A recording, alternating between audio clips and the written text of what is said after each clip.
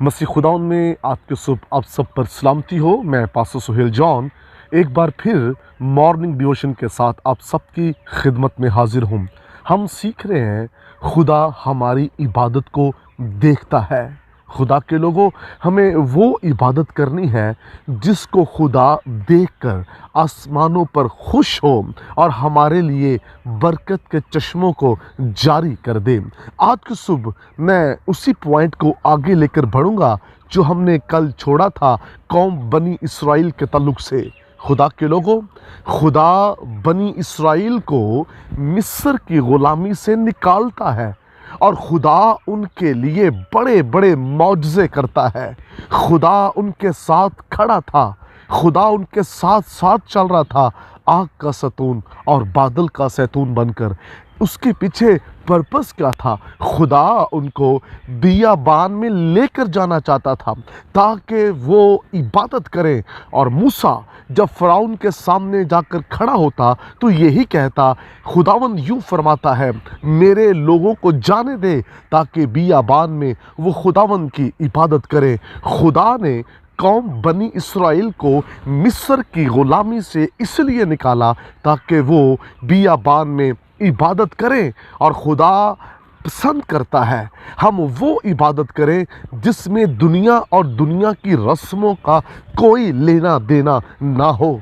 खुदा ने उनको मिस्र से इसलिए निकाला ताकि वो मिस्र के देवताओं को याद ना करें, उनका रंग ना चढ़ जाए, वो ग़ुलामी की हालत के अंदर इबादत ना करें, वो उस माहौल के अंदर ना रहें जहाँ मिस्री रसूमात हैं। खुदावंद उन्हें निकाल कर अपनी रसूमात देना चाहता है। खुदावंद उन्हें अपने तौर तरीके देना चाहता था और इसलिए खुदा उन्हें मिस्र से निकाल कर ले गया। खुदा ने उनके लिए बहरे कुल्ज़म को चीर डाला और उसके पार खुदावंद उनको ले गया। फ़िरौन की फ़ौज उस बहरे कुल्ज़म के पार ना पहुंच सकी क्योंकि खुदावंद उस पार उन्हें एक बड़ी इबादत के लिए तैयार करना चाहता था।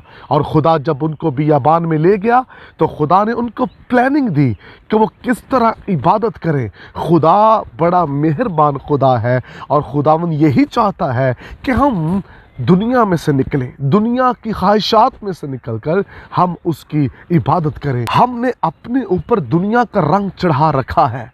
हम कई ऐसी जगहों पर इबादत तो करवाते हैं और करते भी हैं, लेकिन उसके साथ साथ दुनिया का रंग हम पर नज़र आता है। हमारे शादी ब्याह हो, दीगर प्रोग्राम हो, हम इबादत भी करते हैं लेकिन वो रसूमात भी करते हैं जो बाइबल मुक़द्दस के मुताबिक है नहीं। सिर्फ कल्चर को लेकर हम ऐसी चीज़ों को भी कर जाते हैं जो बाइबल मुक़द्दस के ख़िलाफ़ हैं, जिनको खुदा का पाक रूप पसंद नहीं करता। इसलिए हमें उस तरह की इबादत करनी है जो खुदा को पसंद है। खुदा ये चाहता है कि वो अपने लोगों के दरमियान रहे। खुदा उस दिन आदम और हवा से नाराज़ हुआ, खफा हुआ जब उन्होंने नाफरमानी की। और नाफरमानी की हालत में खुदा कलाम नहीं करता। नाफरमानी की हालत में आप उसकी हजूरी में नहीं रह सकते। इसलिए आपको दुनिया में से अलग होना है। और पौलुस रसूल इबादत करने वालों के तल्लुक से बड़ी प्यारी बात रोमा की कलीसिया को लिखता है 12वें बाब के अंदर, इस जहां के हम शक्ल ना बनो बल्कि अपनी अक्ल नहीं हो जाने से अपनी सूरत बदलते जाओ। वो ये चाहता है कि हम अपने आप को तब्दील करें, अपनी सोच को, अपने ज़हन को बदल लें, अपने रवैये को बदल लें और खाकसारी की हालत में हम खुदा की इबादत करें। हम दुनिया को फॉलो ना करें बल्कि पाक रूह की रहनुमाई में हम उसकी परस्तश करें। इसलिए इस जहां के हम शक्ल ना बने बल्कि हमको मसीह के कद तक पहुंचना है। हमें मसीह की पहचान में आगे बढ़ना है। और कुछ लोग दुनिया को अपने साथ लिए फिरते हैं। हम दुनिया की और खुदा की परस्तश नहीं कर सकते।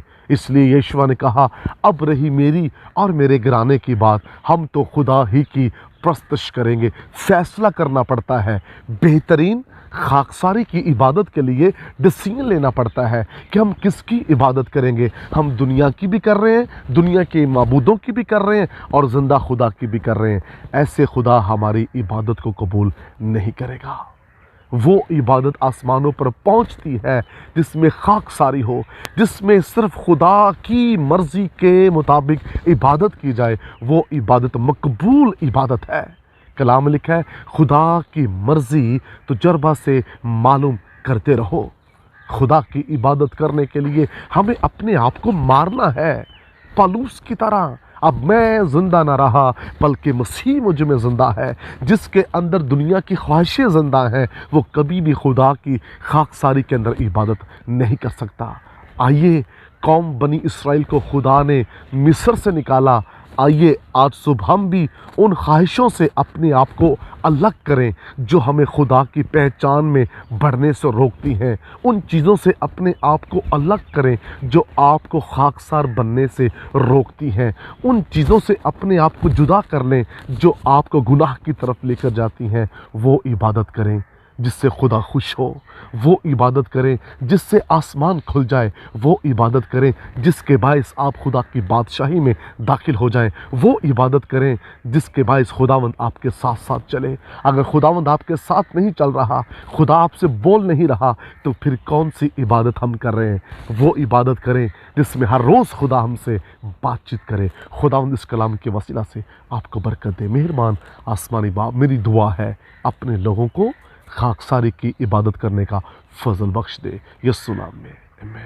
اب تک ہمارا چینل سبسکرائب نہیں کیا تو ابھی سبسکرائب کریں اور بیل آئیکن کو کلک کر کے ہماری لیٹسٹ ویڈیوز کے بارے میں اپڈیٹ جانیں۔